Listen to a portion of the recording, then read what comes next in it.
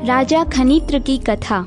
मार्कंडेय जी कहते हैं, सुनंदा के गर्भ से वत्सप्री के 12 पुत्र हुए, जिनके नाम इस प्रकार हैं: प्रांशु, प्रवीर, शूर, सुचक्र, विक्रम, क्रम, बलि, बलाक, चंड, प्रचंड, सुविक्रम और स्वरूप। ये सभी महाभाग संग्राम विजयी थे। इनमें महापराक्रमी प्रांशु ज्येष्ठ थे, अतः वे ही राजा हुए। शेष भाई सेवक की भांति उनकी आज्ञा के अधीन रहते थे। उनके यज्ञ में इतना धन दान दिया गया कि ब्राह्मणों तथा निम्न वर्ण के लोगों ने भी राशि राशि द्रव्य छोड़ दिया। वह सभी द्रव्य पृथ्वी पर पड़ा रह गया, जिससे इस पृथ्वी का वसुंधरा नाम सार्थक हुआ। वे प्रजा का औरस पुत्रों की भांति पालन करते थे। उनके खजाने में जो धन एकत्रित होता था, उसके द्वारा उन्होंने जो लाखों यज्ञ संपन्न किए, उनकी कोई संख्या नहीं है। प्रांशु के पुत्र प्रजाति थे। प्रजाति के खनित्र आदि 5 पुत्र हुए। उनमें सबसे बड़े खनित्र राजा हुए। वे अपने पराक्रम के लिए विख्यात थे। खनित्र बड़े ही शांत, सत्यवादी, शूरवीर, समस्त प्राणियों के हित में लगे रहने वाले, स्वधर्म परायण, वृद्ध पुरुषों के सेवक, अनेक शास्त्रों के विद्वान, वक्ता, विनयशील, अस्त्र शस्त्रों के ज्ञाता, डिंग न हाँकने वाले और सब लोगों के प्रिय थे। वे दिन रात यही कामना किया करते थे कि समस्त प्राणी प्रसन्न रहें, दूसरों पर भी स्नेह रखें, सब जीवों का कल्याण हो, सभी निर्भय हों, किसी भी प्राणी को कोई व्याधि एवं मानसिक व्यथा न हो, समस्त प्राणी सबके प्रति मित्र भाव के पोषक हों, ब्राह्मणों का कल्याण हो, सब में परस्पर प्रेम रहे, सब वर्णों की उन्नति हो, समस्त कर्मों में सिद्धि प्राप्त हो, लोगों सब भूतों के प्रति तुम्हारी बुद्धि कल्याणमयी हो। तुम लोग जिस प्रकार अपना तथा अपने पुत्रों का सर्वदा हित चाहते हो, उसी प्रकार सब प्राणियों के प्रति हित बुद्धि रखते हुए बर्ताव करो। यह तुम्हारे लिए अत्यंत हित की बात है। कौन किसका अपराध करता है? यदि कोई मूढ़ किसी का भी थोड़ा भी अहित करता है, तो वह निश्चय ही उसका फल भोगता है, क्योंकि फल सदा कर्ता को ही मिलता है। लोगों, यह विचार कर सबके प्रति पवित्र भाव रखो। इससे इस लोक में पाप नहीं बनेगा और तुम्हें उत्तम लोकों की प्राप्ति होगी। बुद्धिमानों, मैं तो यह चाहता हूँ कि आज जो मुझ में स्नेह रखता है, उसका इस पृथ्वी पर सदा ही कल्याण हो, तथा जो इस लोक में मेरे साथ द्वेष रखता है, वह भी कल्याण का ही भागी बने। राजा प्रजाति के पुत्र ऐसे थे। वे समस्त गुणों से संपन्न और सुंदर थे। उनके नेत्र पद्म पत्र के समान सुशोभित थे। उन्होंने अपने भाइयों को प्रेम पूर्वक पृथक पृथक राज्यों में अभिषिक्त कर दिया और स्वयं समुद्र वसना पृथ्वी का उपभोग करने लगे। उन्होंने पूर्व दिशा में अपने भाई शौरी को, दक्षिण दिशा में उदावसु को, पश्चिम में सुनय को और उत्तर में महारथ को अभिषिक्त किया। उन चारों भाइयों के तथा स्वयं राजा खनित्र के भिन्न भिन्न गोत्र वाले मुनि पुरोहित हुए और वे ही वंश परंपरा के क्रम से मंत्री भी होते आए। उक्त चारों राजा अपने अपने राज्य का उपभोग करने लगे। खनित्र उन सब के सम्राट थे। वे सारी पृथ्वी के स्वामी थे। महाराज खनित्र उन चारों भाइयों तथा समस्त प्रजा पर सदा पुत्रों की भांति स्नेह रखते थे।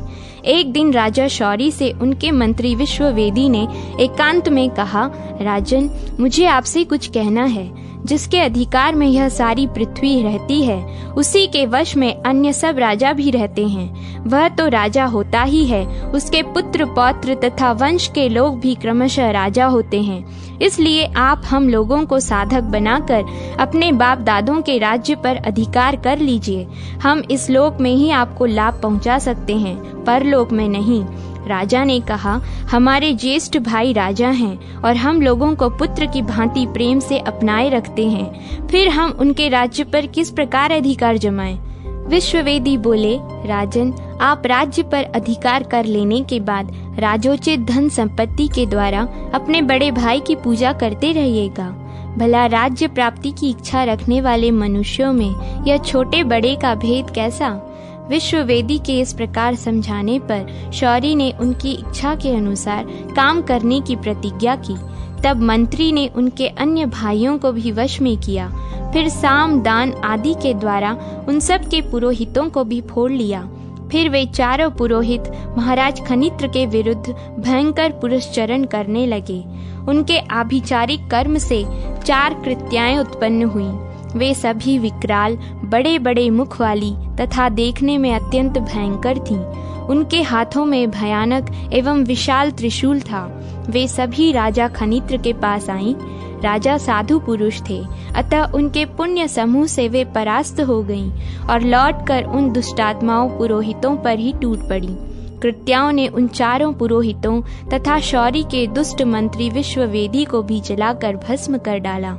इस घटना से सब लोगों को बड़ा विस्मय हुआ, क्योंकि भिन्न भिन्न नगरों में निवास करने वाले वे सभी पुरोहित और मंत्री एक ही समय नष्ट हुए।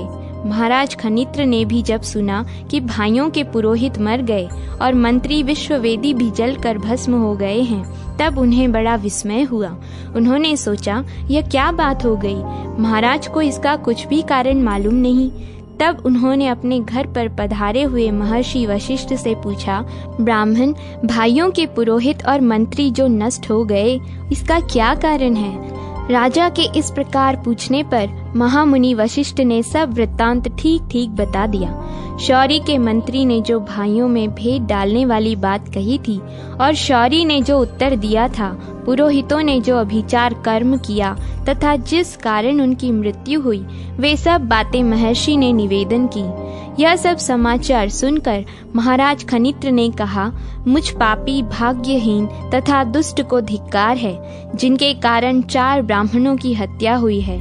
मेरे राज्य को धिक्कार है तथा महान राजाओं के कुल में लिए हुए जन्म को भी धिक्कार है, क्योंकि मैं ब्राह्मणों के विनाश का कारण बन गया हूँ। वे पुरोहित तो अपने स्वामी मेरे भाइयों का कार्य कर रहे थे, उस दशा में उनकी मृत्यु हुई है।